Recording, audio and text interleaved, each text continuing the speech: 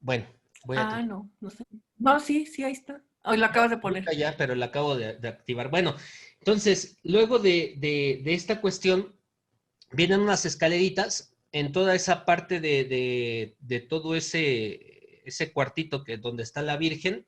Son como dos pisitos allí, chiquitos, pero bonitos. Están todos los regalos que le han hecho a la Virgen de Guadalupe desde 1500 hasta 2013, que fue cuando vino el Papa Francisco. Inclusive, cada 12 de octubre le regala el pueblo de España a la Virgen de Guadalupe una rosa de plata. Entonces allí se tienen todas las joyas que le han regalado a la Virgen, las coronas, la corona con la que la coronaron pontificiamente, etcétera, etcétera. Y los muchachos, los ordenados, suben justo a la altura de la Virgen, o sea, el cuadro, sí vieron cuando vino Juan Pablo II, tal vez, bueno, cuando vino Francisco también, ese cuadro de la Virgen da vuelta, y bueno, dicen, yo no lo creo porque yo he estado muy noche ahí en la basílica y no he visto eso, pero dicen que en antiguo se volteaba la Virgen en las noches para que no quedara expuesta hacia el templo de la basílica, sino que se volteaba el cuadro y se ponía una imagen de una Virgen más chiquitita. Entonces, se puede voltear, subes unas cuantas escaleritas más y entonces ya estás a la altura de la imagen de la Virgen del Cielo.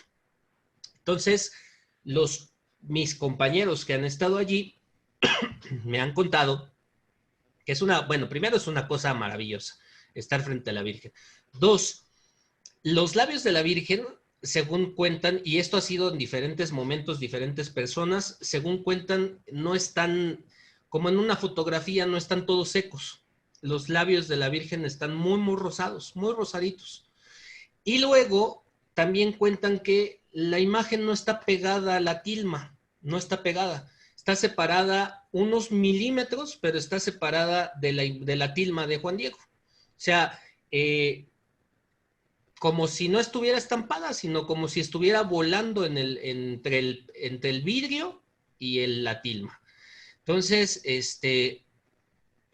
frente a ese tipo de cosas, no estamos obligados como católicos a creer, pero quienes la han visto de cerca por su testimonio, pues no hay otra forma más que decir, pues no, lo que dice ¿cómo se llama? Ay, se me fue este proverbio que dice, non facit taliter omni nazioni, es decir, no ha hecho cosa semejante con ninguna otra nación. Y pues eso es de lo que nos tenemos que nosotros sentir orgullosos, porque de todos los santuarios marianos, es la única en la que tenemos una selfie de la Virgen. Ya, listo. Dice, la imagen ha sido estudiada por científicos, ingenieros y cientos de personajes importantes, sí. Y yo creo que una de las cosas que es muy padre, es muy bonito, el padre Eduardo Chávez, bueno, aquí es canónigo de la Basílica, canónigo de la Basílica, y es el principal postulador de la causa de Juan Diego, uno de los tantos. Y actualmente el padre Eduardo Chávez lo pueden encontrar en YouTube, porque tiene muchas conferencias en YouTube. Él tiene un estudio, tiene un centro aquí en la Arquidiócesis de México que se llama Centro de Estudios Guadalupanos. Y allí se ve pues todo el hecho guadalupano, desde el por qué se tuvo las representaciones que tienen en el vestido, en la cuestión que tienen los ojos, porque allí en los ojos sale la imagen de Juan Diego, es como si o sea, ahí sale un chorro de gente que estuviera viendo la Virgen, ¿no? Como Eh, fotografía. Sí, como una fotografía. Y por eso podemos identificar que las imágenes, entonces sale, de un lado creo que sale Fray Juan de Zumárraga, del otro lado sale Juan Diego, y salen una bolita de gente allí. Pero eso sí ya tendrán que ustedes que investigarlo, porque no soy muy docto en el hecho mariano guadalupano. Y luego dice, que me lleves a ese lugar detrás de pues, ay, eso está muy complicado, pero bueno, haremos todo lo que se pueda.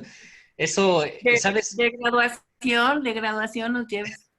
Eso, nada más el único que tiene permiso de abrir esa bóveda es el cardenal o o el rector de la basílica. Ya Bueno, sé. antes era abad, pero ahorita ya nada más es rector. Y el rector fue mi rector del seminario, Chabota. Ese grandote que ven en las misas de los domingos, ese fue mi rector del seminario. Entonces sí, tengo buena relación con él, pero no les prometo mucho. Bueno, Bueno, ya, vámonos gracias, gracias. de nada. ¿Descansamos o le seguimos? Le seguimos, ok. Como usted se sienta. No, pues, Si quieres le seguimos para sí, avanzar. ok, sí, porque, saben, vamos en la 9 de 73 diapositivas. Entonces, vamos entonces, seguimos. Bien, segundo discurso de Miqueas. Segundo discurso de Miqueas tenemos entonces que va del capítulo 3, versículo 1, al capítulo 5, versículo 14.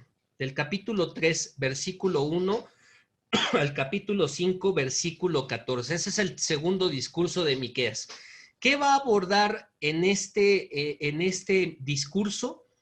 La promesa de la restauración del reino de David.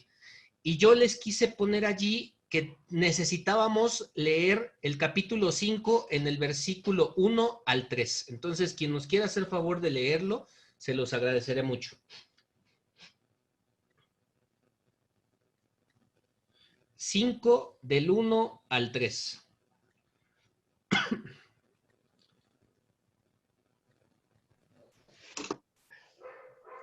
Aquí estoy. Y Muy bien, ahora, Bueno. la que quiera. y Adelante. ahora y ahora se reúnen en cuadrillas, nos estrechan el cerco, con vara golpean la mejilla del juez de Israel. No, creo que estás leyendo mal. Sí, estaba leyendo el final del 4. El No, 5:1 es, en cuanto a ti, Belén, Éfrata, la menor entre los clanes de Judá, de ti sacaré al que ha de ser el gobernador de Israel. Sus orígenes son antiguos, desde tiempos remotos. Por eso él los abandonará hasta el momento en que la parturienta dé a luz, y el resto de sus hermanos vuelva con los hijos de Israel. Pastoreará firme con la fuerza de Yahvé, con la majestad del nombre de Yahvé su Dios, vivirán bien, porque entonces él crecerá hasta los confines de la tierra. Él palabra. será la paz cuando Asiria invada nuestra tierra y pise nuestro suelo. Le opondremos 7 pastores y 8 capitanes. Hasta allí. Perdón, Hasta allí, mero. Gracias. hasta ahí. Listo. El versículo 1 al 3, mi pregunta es, ¿por qué la quise leer? Porque precisamente es esta cuestión de los textos mesiánicos.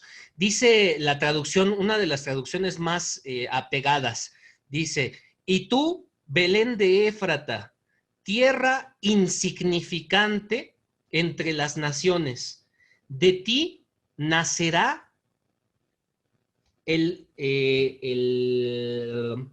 de ti nacerá el que va a ser jefe de Israel. ¿Dónde nació Jesús? En Belén de Éfrata. ¿A quién se le llama jefe de Israel? Al Señor Jesús. Por eso el Señor los abandonará hasta que la madre dé a luz. ¿Quién es la madre o quién es la parturienta que nos dijo nuestra hermana? María. María. Y el resto de los hermanos vuelva a los israelitas. El resto de los hermanos, ¿a quién se hace referencia? No al pueblo de Israel, sino a todos los demás pueblos, exacto, la universalidad. Este jefe de Israel va a ser no solo para el pueblo de Israel, sino para todos. Entonces, por eso quise leer este texto con ustedes y entonces esto es parte del segundo discurso de, de, de Miqueas.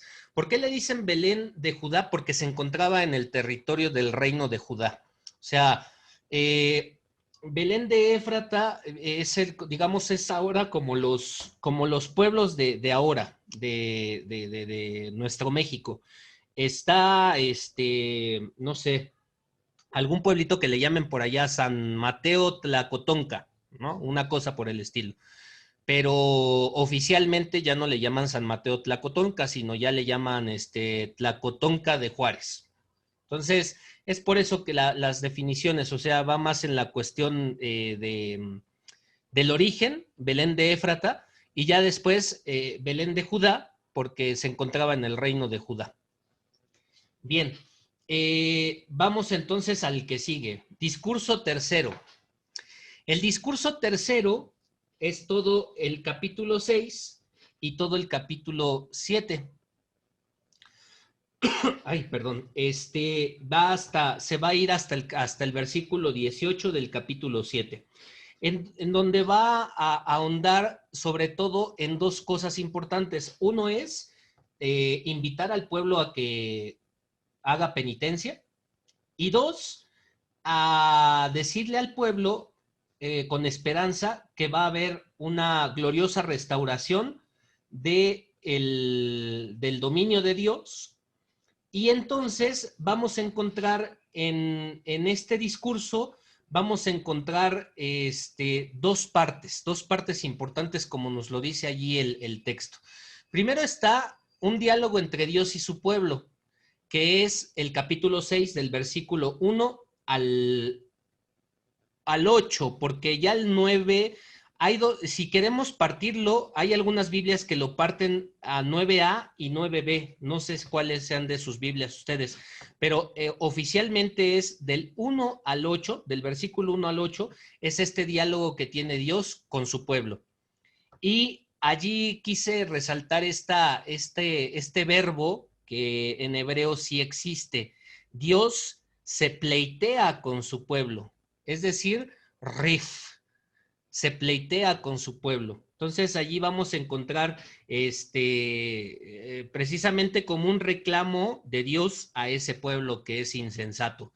Y la segunda parte del discurso abarca desde el versículo 9 llegando hasta el 16 y luego tomando el capítulo 7 desde el 1 hasta el 18.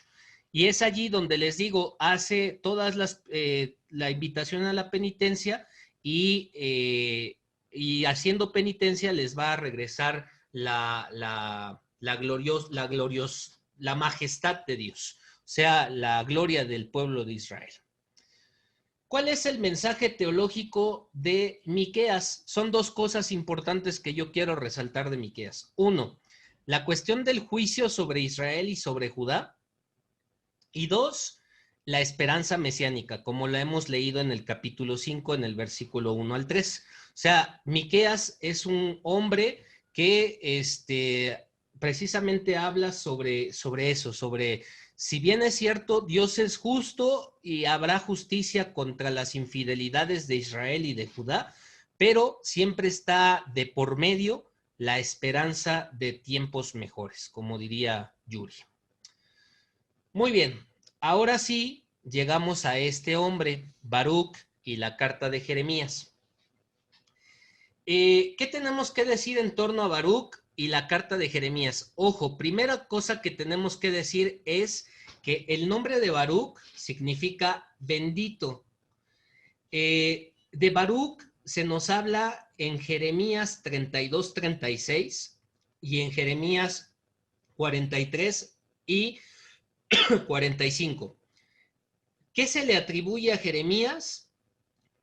La última parte del libro a Baruc, ¿qué se le atribuye? La última parte del libro de Jeremías.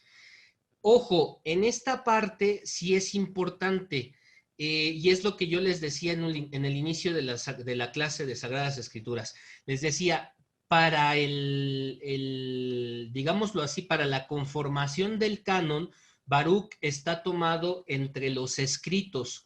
Allí, dentro de los escritos, vamos a encontrar a Esdras, a Nehemías, a Ruth, a Tobías, y también llegan a tender a poner a Baruc allí. Pero les digo, hay otros que lo ponen en el punto de los profetas. Yo le he querido dar la continuación como nuestro autor que estamos siguiendo porque si bien Jeremías no se puede entender así como una isla, sino que tiene precisamente esta continuidad entre Jeremías, Baruch y luego esa carta que es dirigida, que ya vamos a ver, que es en teoría el capítulo 6 del libro de Baruch. Pero bueno, vámonos poco a poco. Sale. ¿Qué es lo que interesa de Baruch? Lo que nos interesa es el sentido de la historia, nos cuenta magníficamente la cuestión del exilio de Babilonia y cómo el pueblo es dispersado, el pueblo de Israel es dispersado. El profeta Baruch va a echar en cara que es tanto el pecado de Israel o es tanto el pecado del pueblo de Israel que por eso le ha sucedido esta cuestión de que se tenga que dispersar entre todos los pueblos de la tierra y por lo tanto si se dispersa entre todos los pueblos de la tierra, Dios no está con ellos, Dios abandona su alianza. Eso es lo más importante del profeta Baruch. ¿Cuál es el contexto histórico de Baruch? Bueno, aquí es donde sí necesito que pongamos mucha atención, por la cuestión de que Baruch, el libro de Baruch abarca los 5 capítulos que son mencionados en las Sagradas Escrituras. Vayan a verlo en sus Biblias en este momento. Vayan y busquen Baruch como tal allí en su Biblia, por favor, porque necesito que sí tengamos muy en cuenta la cuestión esta de cómo se divide Baruch. Fíjense en Baruch, en algunas Biblias, como decía alguien por allí, viene Daniel, luego viene Baruch, luego viene la carta de Jeremías y luego vienen los Salmos. En algunas otras va a venir Jeremías, como dijimos, Lamentaciones y Baruch y carta de Jeremías. Entonces, abusados con ese orden. Bueno, ya cuando hayan llegado a Baruch, ustedes están viendo allí que el libro de Baruch en algunas Biblias va a venir como ahí se me fue la cuestión. Como hasta el capítulo 5 el libro de Baruch y ya el capítulo 6 va a ser abordado por una parte que se llama la carta de Jeremías. Para nuestro uso, para nuestro estudio, ¿cómo lo vamos a catalogar nosotros? Como Baruch del capítulo 1 al capítulo 6. O sea, para nosotros, el grupo de San José Sánchez del Río, el libro de Baruch tiene 6 capítulos, para que no se hagan bolas, ¿sale?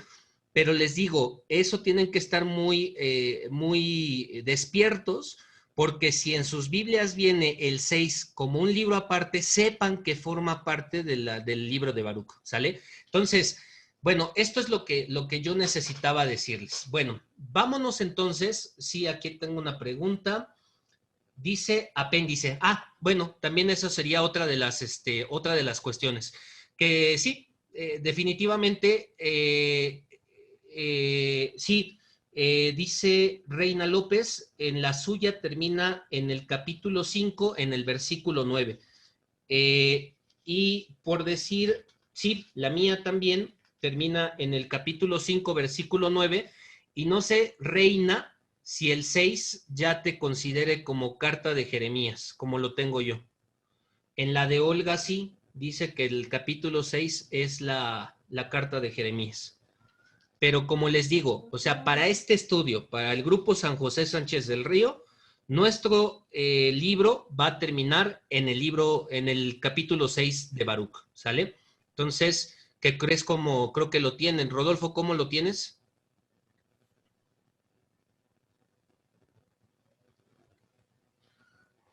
Capítulo 6, Julieta. Sí lo tengo igual que es la carta de Jeremías. Sí, perfecto. Bueno, en las Biblias, les digo, va a venir la carta de Jeremías, pero entiéndase la carta de Jeremías como parte de Baruch. Dice Julieta que ¿También viene carta de Jeremías? Sí, la Biblia de jóvenes viene como carta de... Ay, le estoy aplanando donde lo dejo.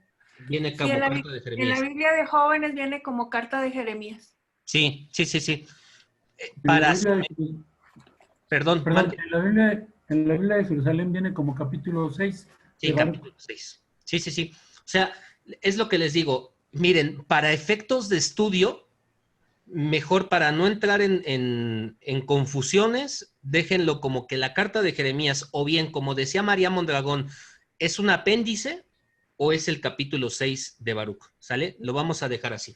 Vale, entonces, vamos a ver, esto es importante, esta diapositiva es muy importante.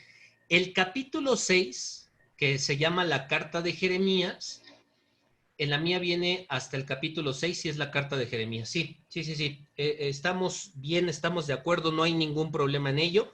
Nada más que sepan que para todo este estudio, el capítulo 6 va a contar como el libro de Baruch, ¿sale? Vamos a ver por qué lo digo como libro de Baruch, la carta de Jeremías. ¿Por qué? Porque se encuentra ambientado poco antes del exilio, ¿sale? Pero en realidad es descrito de acuerdo a la interpretación que ofrece el libro de Sabiduría 13, en el versículo 10 al versículo 19. Por favor, les voy a pedir que vayan al libro de Sabiduría en el capítulo 13, en el versículo 10 al 19. Se los voy a leer para que no nos tardemos tanto. Dice la palabra de Dios, capítulo 10, versículo 10 al 19. Dice, al justo que escapaba de la ira de su hermano, lo condujo por sendas llanas, le mostró el reino de Dios y le dio a conocer las cosas santas, dio éxito a sus tareas e hizo fecundos sus trabajos. Lo protegió contra la codicia de los explotadores y lo enriqueció. Lo defendió de sus enemigos y lo puso a salvo de sus ataques. Le dio la victoria en la dura batalla, para que supiera que la piedad es más fuerte que nada.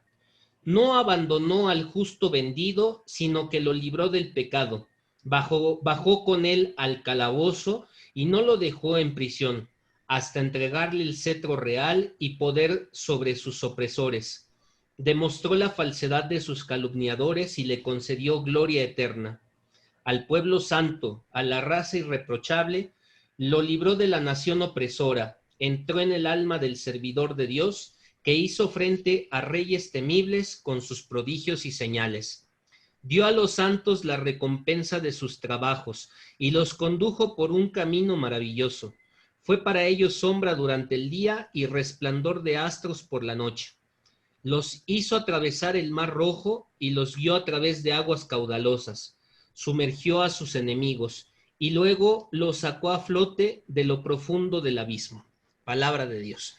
Te alabamos, Señor. Entonces, nos habla de un periodo post-exílico, ¿sale? La carta a Jeremías nos habla de un periodo post-exílico, pero en la antigüedad pareciera que está ambientado antes del exilio. Entonces, allá hay como que una confrontación y a veces por eso se le toma como un apéndice, porque no forma parte de toda la época que está hablando entre Jeremías y Baruch. Se toma parte precisamente por eso, porque se le considera que va muy unido al texto de Sabiduría 13, 10, 19, en particular en los textos del 13 al 16. Entonces, allí nos habla de una etapa posterior, de una etapa distinta. ¿Por qué hacemos la referencia a la cuestión de la sabiduría? En el libro, precisamente en esa parte de la carta de Jeremías, nos cita mucho la cuestión del libro de la sabiduría. Miren, les voy a decir lo que dice aquí en mi Sagrada Escritura. Tomando pie de las cartas de Jeremías a los desterrados, Jeremías 29, un autor anónimo compuso esta sátira contra la idolatría. La actitud polémica lo induce a simplificar los hechos y a acumular los rasgos burlescos, cosa que En el lenguaje de Jeremías y en el lenguaje de Baruch no se expresan así, se expresan con mucha ironía. Primera cosa para considerar entonces a esto, como lo decía María Mondragón, como un apéndice, como una cosa distinta. 2, parece dirigida a hombres de su misma fe para prevenirlos contra los peligros de un ambiente idolátrico. Su escrito no haría tanta mella en paganos convencidos que podrían replicar. No se puede comparar con el análisis, es más bien como una versión teórica del género burlesco que incluyen los capítulos griegos de Daniel. Con alguna probabilidad se puede pensar en un original hebreo. Si bien el griego del escrito es rico y correcto, se considera como un escrito en hebreo. Por lo tanto, no se puede entonces considerar que fue escrito en el periodo exílico porque no habla el mismo lenguaje, ¿sale? Entonces, por eso es considerado, por eso en las Biblias nos lo ponen como o una carta aparte o un apéndice de Baruch, porque no los vamos a ubicar en el mismo tiempo que estamos ubicando a estos dos autores, al profeta Jeremías y al profeta Baruch. No sé si quedó claro, si les enredé más. A ver, aquí tengo preguntas. En la mía viene como carta Jeremías, viene dividida en oración de los desterrados, sabiduría, privilegio de Israel. Sí, esa es la parte que nosotros hacemos referencia con sabiduría del capítulo 13, versículo 10 al 19, que es lo que nos dice precisamente el autor de el editor de esta Biblia, que dice que es al contrario de lo que leímos, que exalta la sabiduría, lo hace de forma satírica, de forma irónica. Entonces, es en esa cuestión. Y Esperanza de Jerusalén y la última carta en la carta de Jeremías. Sí, está bien, Isabel. Nada más que sí hay que relacionar que este libro o esta parte del libro de Baruch, aunque está puesta en Baruch como el capítulo 6, no es parte del escrito profético, no se le atribuye el escrito o la redacción del escrito ni a Jeremías ni a Baruch. Es un autor completamente anónimo. Por eso es que las Biblias nos lo ponen como una cosa aparte, como carta de Jeremías, o, como lo decía María Mondragón, un apéndice. Sale. ¿Dudas, preguntas? ¿Ninguna? Yo. Sí. Una pregunta, soy Mándelo. Lourdes. Dímelo. Ahí ya no está Jeremías, ahí ya falleció Jeremías, ¿verdad? Para este apéndice. A mí se imagina que este apéndice... Acuérdate que en el 52 ya no figura Jeremías. Como que se imagina que es un como tipo resumen, ¿no? De todo lo que pasó. Sí, es como un, ¿cómo se le llama esto? Es como un epílogo. Sí, como el cierre, el 52 es el cierre, y como que todo lo de Baruch es como retomar lo que dijo su maestro y con su sentido de profecía de Baruch. Sí, exactamente. Porque es muy independiente, o sea, a pesar de que retoma toda la enseñanza de su maestro, es muy independiente del pensamiento de Jeremías al pensamiento de Baruch.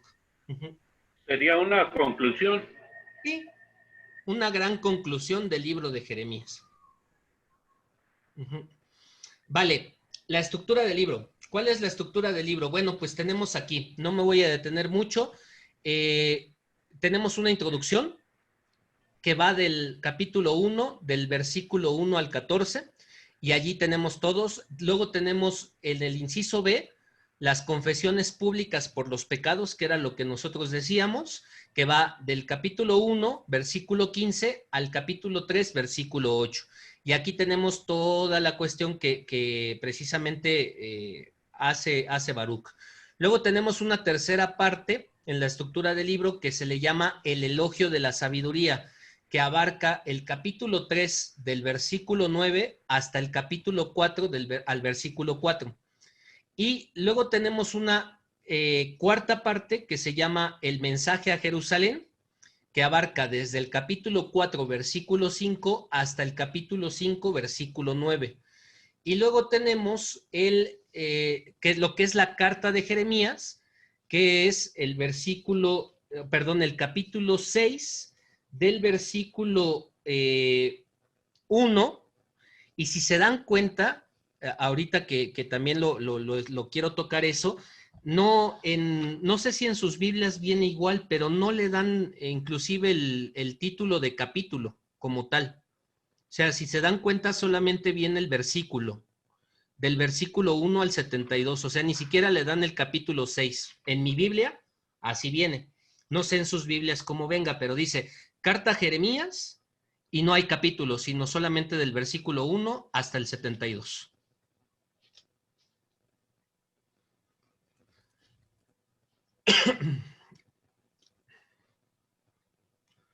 Muy bien. Luego entonces tenemos el mensaje teológico de Baruch. ¿Qué es o para qué escribe Baruch? Bueno, Baruch escribe para lo siguiente. Ay, perdón, tengo 3 preguntas. Bien igual que la tuya, Rosa María Guerrero. Así está. Y sí, muy bien, sí. Precisamente por eso, porque si bien es cierto, para este estudio lo consideramos como atribución de Baruch, para que se den una idea, va a pasar exactamente lo mismo en el Nuevo Testamento. De una vez se los voy a ir adelantando.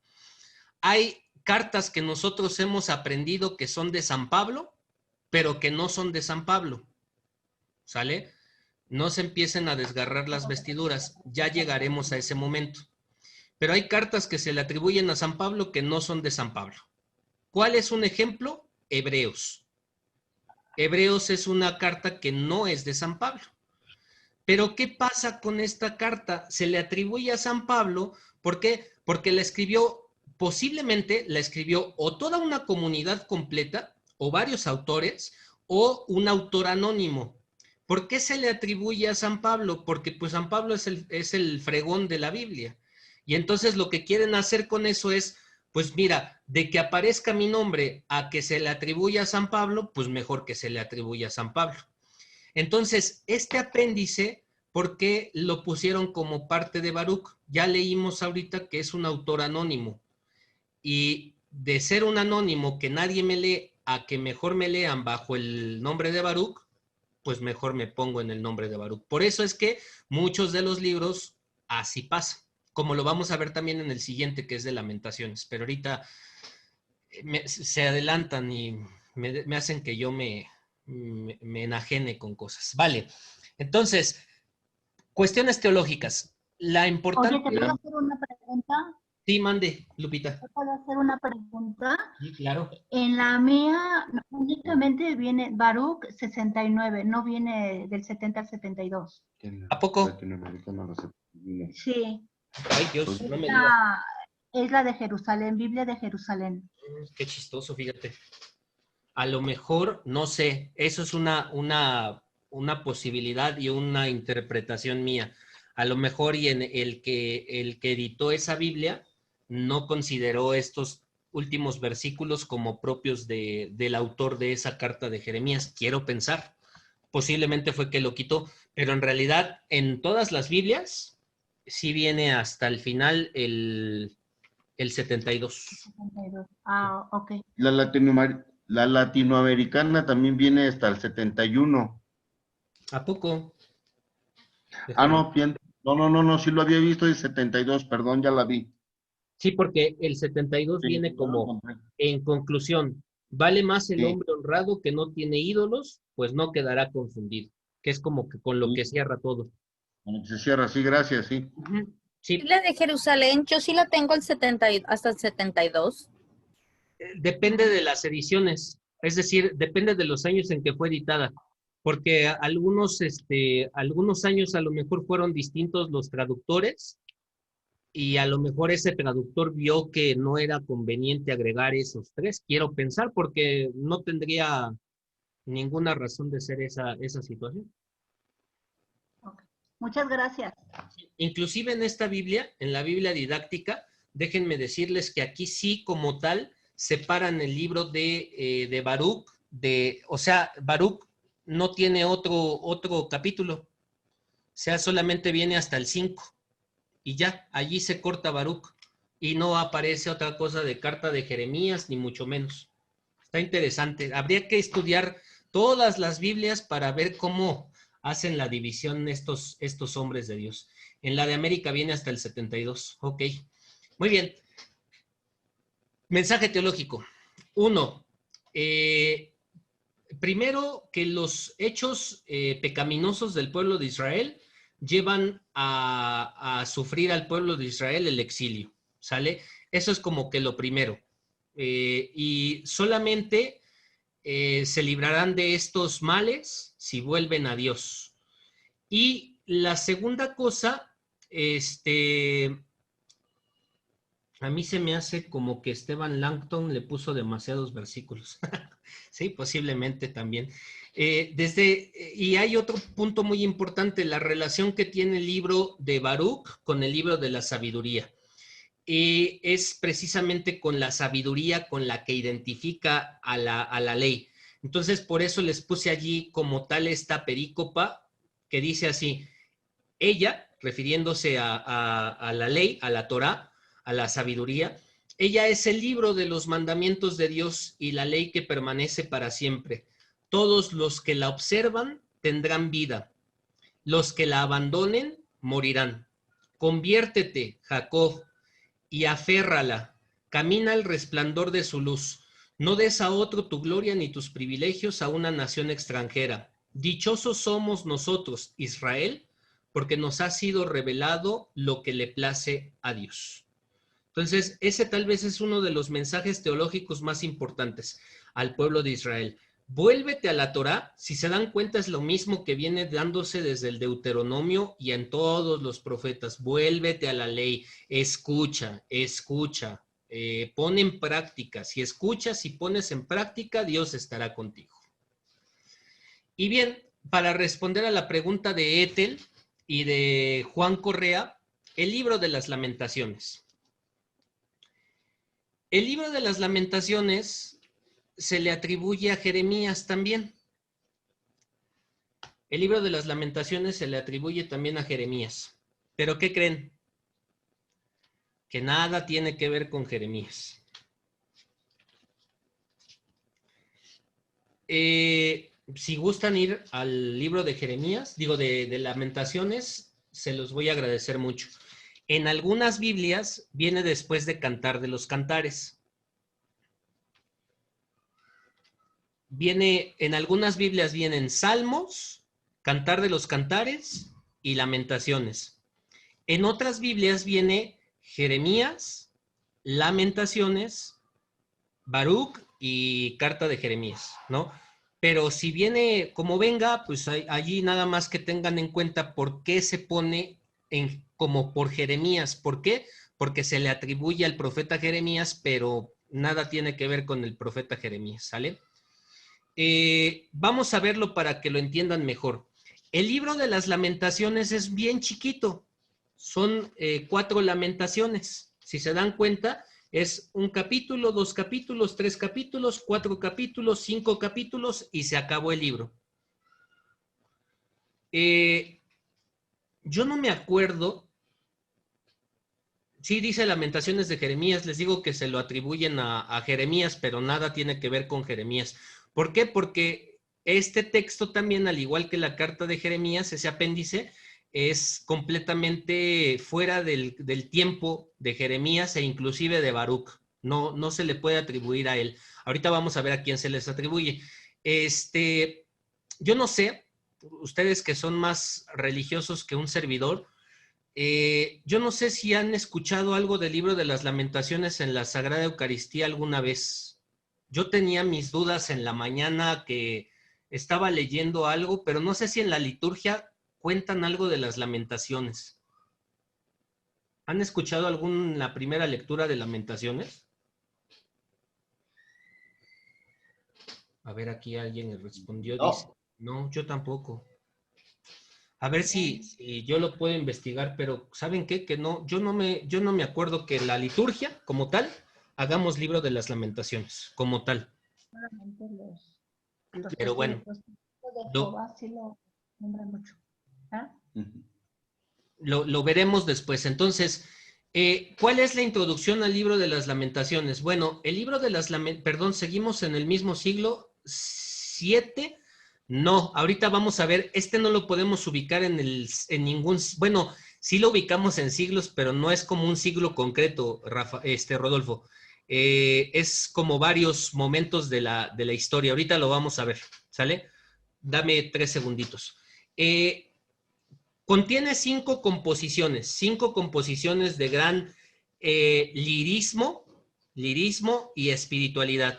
Entiéndase por lirismo el de la lírica.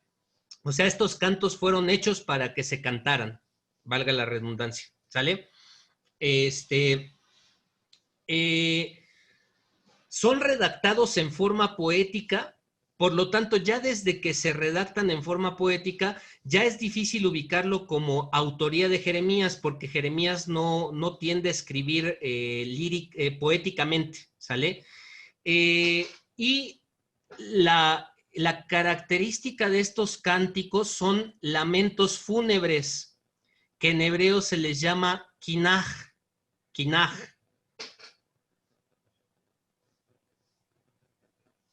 Estos libros, y por eso se le llama libro de las lamentaciones, porque van a ilustrar toda la devastación y la destrucción de la ciudad. Y entonces también se le puede llamar a estos cánticos como ekaj.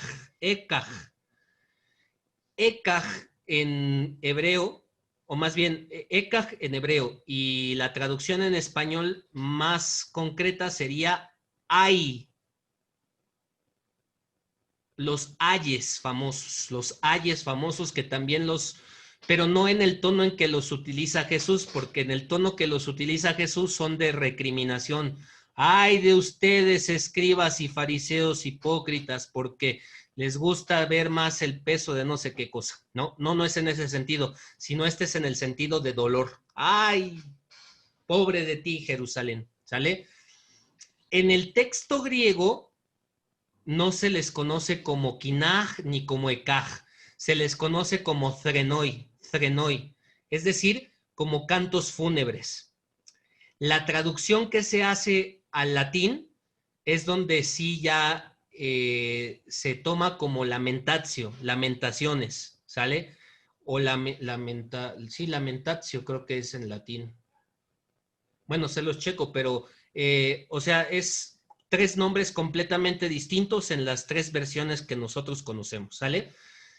¿Cuál es el contexto del libro de las lamentaciones? Bueno, este libro, el texto masorético lo coloca entre los escritos, ¿sale? Entre los escritos que ya habíamos hablado acerca de ellos, de Baruch y todos estos. Pero con más precisión los aborda desde una como división que ellos le llaman el Megillot, que es el conjunto de los rollos, así le dicen los hebreos. ¿Qué es lo que recitan las lamentaciones? Bueno, las lamentaciones, como es un sentido así de tristeza, de pérdida, de devastación, se utiliza en una fiesta o en una celebración importante para los judíos. Actualmente se lleva a cabo esa celebración. Esa celebración se llama Tisha B'Av, que se celebra entre los meses de julio y agosto. Actualmente se celebra entre los meses de julio y agosto. ¿Qué celebran allí o qué conmemoran? La destrucción del templo de Jerusalén. Entonces, esos lamentos se hacen en el Muro de las Lamentaciones, precisamente por eso se le llama el Muro de las Lamentaciones. De allí su nombre. Alguien creo que me preguntaba por allí por qué se le llamaba Muro de los Lamentos. Bueno, pues es por ese sentido, porque como es lo único que queda en pie, los judíos entre julio y agosto van a lamentarse que ya no pueden construir el templo de Salomón nuevamente. y que ya no van a poder celebrar la Pascua nunca jamás en la vida, porque pues no se va a poder, ¿sale? Como les decía, el atribuírselo a Jeremías implica muchas dificultades, porque se exponen diferentes ideas de lo que ya hemos conocido del profeta Jeremías, como que no es el escrito de Jeremías, por tanto, se le atribuye, sí, pero no quiere decir que por él fueron escritos. Aparte, ¿se acuerdan que Jeremías era muy inclusionista o incluyente? Porque acuérdense que decía que la salvación era para todas las personas y decía también, ubicaba también que el exilio que les había venido al pueblo de Israel era por manos de Dios a través de Babilonia. No sé si se acuerdan de eso, que lo vimos en Jeremías. Esto en este libro de los lamentos es contrario, o sea, este libro de los lamentos lo ve como si fuera una maldición. Es un texto completamente antibabilónico. Esto es por esas razones, porque no es el mismo escrito de Jeremías y porque es contrario a las ideas que tiene Jeremías, por eso es que decimos no se le puede atribuir a Jeremías, aunque los autores se lo atribuyeron a él. Ya para irnos, porque ya son las 8 de la noche y ya los veo muy cansados. El primer lamento, es posible fijarlo entre el 597, que fue la conquista de Jerusalén, y el 587, que fue la destrucción de Jerusalén. Si se dan cuenta, Rodolfo, ahí está. Esto ya es en el siglo V, principios del siglo V. Por eso es que tenemos que hacer como un parteaguas allí y no seguimos con el siglo VII, ¿sale? Nos vamos hasta el siglo V. Dale, y entonces, ¿no se sabe él o los autores? No se saben. Son autores anónimos como la carta de Jeremías. Entonces, ese libro de las lamentaciones, la primer lamentación, viene hasta el capítulo 2, en el versículo... Bueno, obviamente viene desde el capítulo 1 al 22. La segunda lamentación viene del capítulo 2 al versículo 20, del versículo 1 al 22, y más o menos abarca los capítulos 2 al 4, la segunda lamentación. Esta nos presenta una situación distinta a la primera lamentación. Esta se ubica ya posterior a la destrucción de Jerusalén, ya es posterior, o sea, ya se ubica muchísimo más allá del 587. ¿Qué fecha? No se tiene con exactitud, pero si la primera era ubicada entre el 597 y el 587 con exactitud, la segunda lamentación es nada más se sabe que es del 587 hacia adelante. ¿Por qué se intuye que sea el 587 hacia adelante? Porque tenemos en capítulo 4, el versículo 1, dice: piedras sagradas yacen esparcidas, tiradas por las esquinas de cualquier plaza. Entonces, ya se entiende que ya fue la destrucción de Jerusalén y que ya está en un estado irreconocible.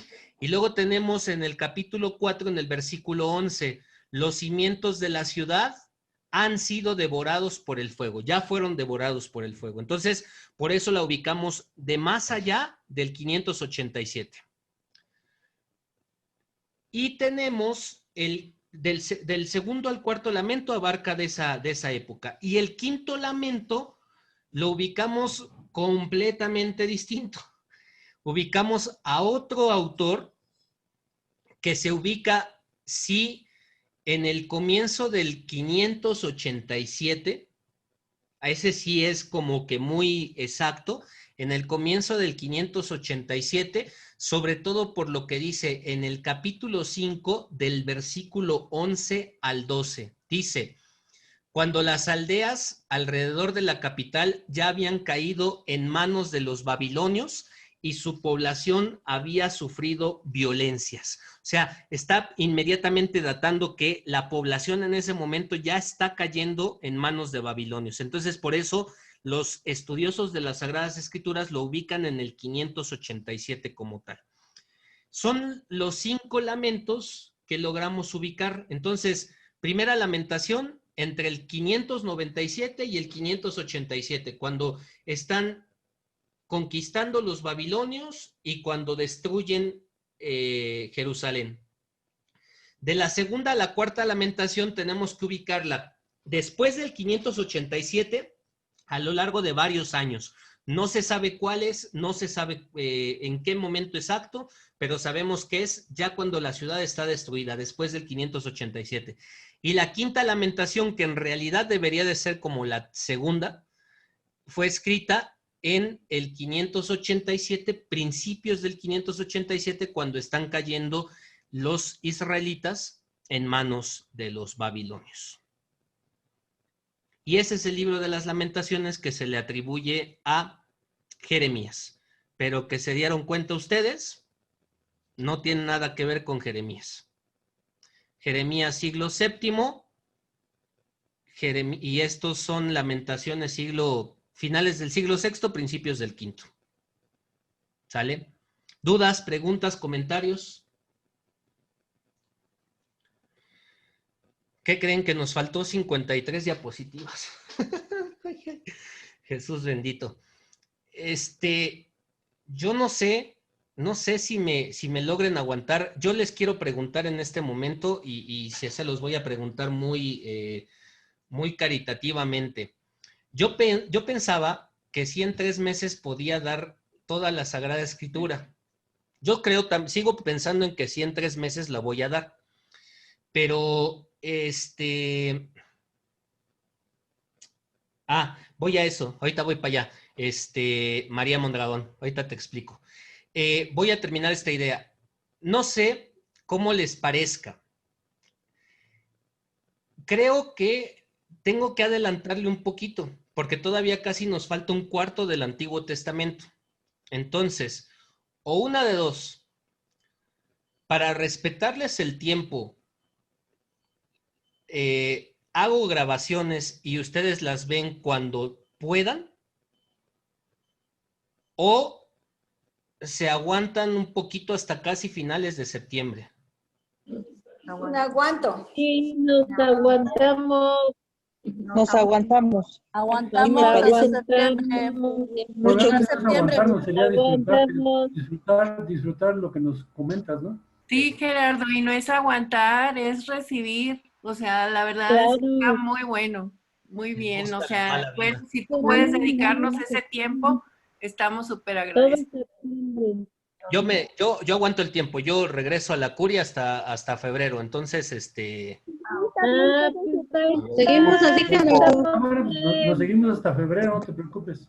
Bien. Hasta febrero. Nos va a cobrar doble colegiatura. No importa, Sí, no doble importa. colegiatura. Conocer un poquito más. Hagamos doble, no hay problema. Eso, muy bien. No debiste haber hecho la pregunta. Vale. Bueno, entonces nos aguantamos hasta septiembre finales. Está bien. Una segunda parte. Gracias. Vale. Entonces, nada más Gracias. Muchas gracias, padre. Para contestarle a María, hay una parte en las Lamentaciones, en el libro de las Lamentaciones, que no sé si su Biblia lo tiene, pero sí la mía y la de María Mondragón al menos, tienen unas letras al inicio. No sé si las alcanzan a ver en sus Biblias ustedes. En la mía viene como A, B, G, D, H, W, Z, H, T, Y, K, L, M. No, la mía no. En la tuya sí, ¿Nos Julián. las podría mostrar? Sí. La mía sí, Gerardo. A ver si se alcanza a ver.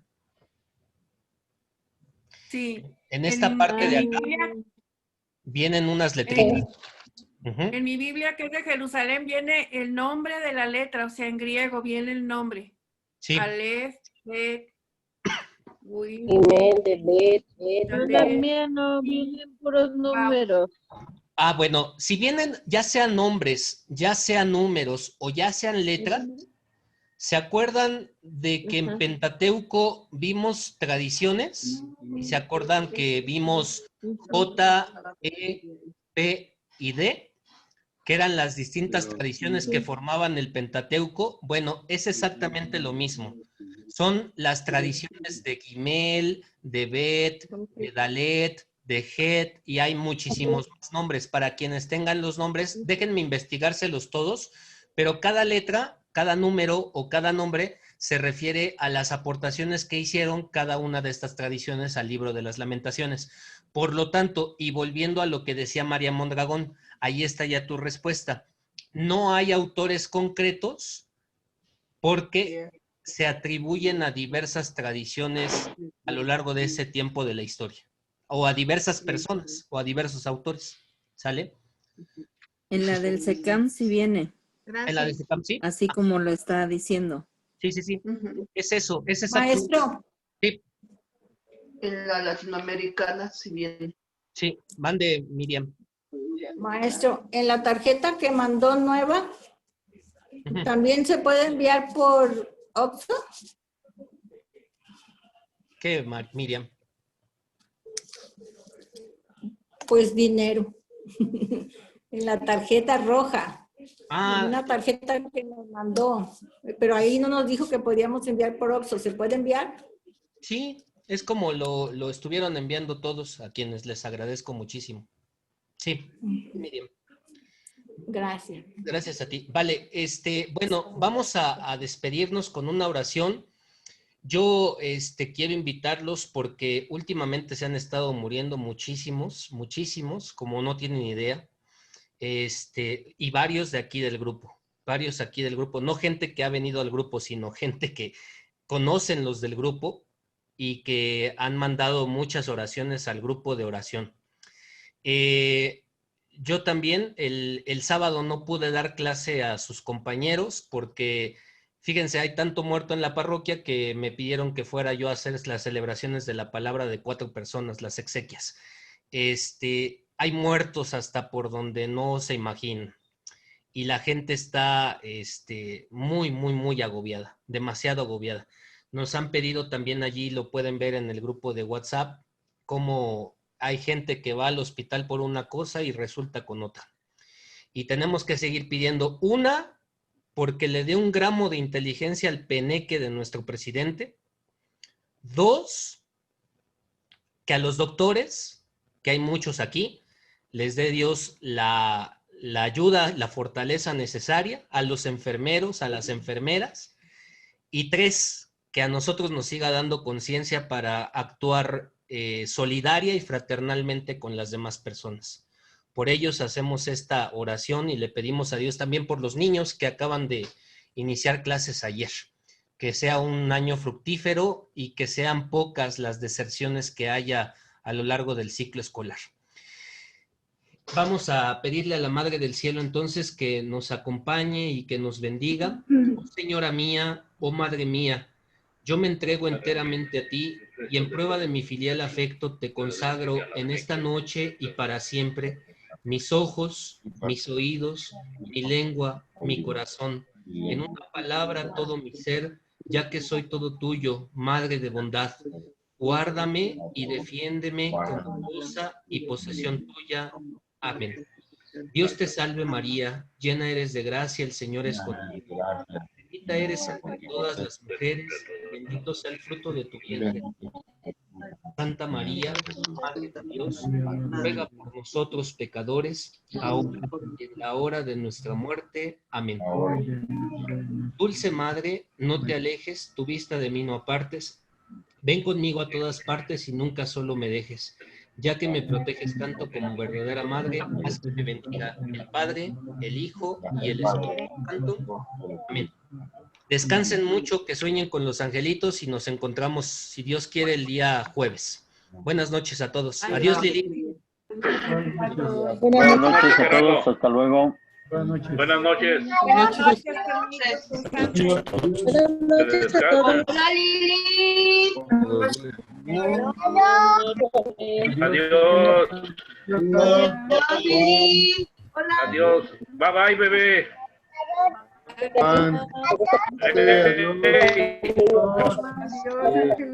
Me show.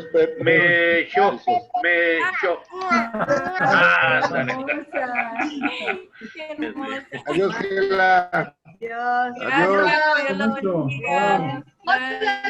Adiós, José Luis. Nos vemos, Y cuídense Tere. mucho. Adiós, chiquita. Rodolfo, nos vemos, Juan. Nos vemos.